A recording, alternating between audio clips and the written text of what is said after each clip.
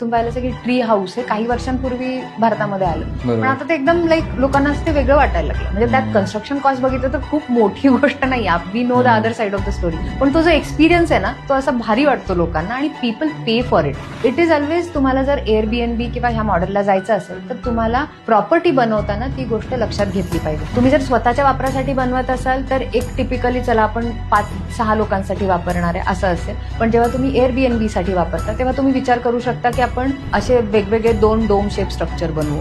Renting out पॉईंटनी त्याचा वेगळा benefit होईल किंवा त्याच्यामध्ये स्ट्रक्चरली आपण काहीतरी वेगळं आणू शकतो का.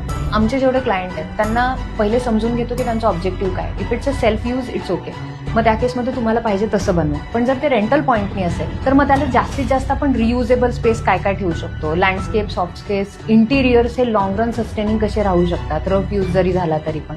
हे सगळ्या गोष्टींचा, छोट्या छोट्या गोष्टींचा विचार करावा लागतो, तेव्हा Airbnb त्याच्यावर बेनिफिशियल होतं.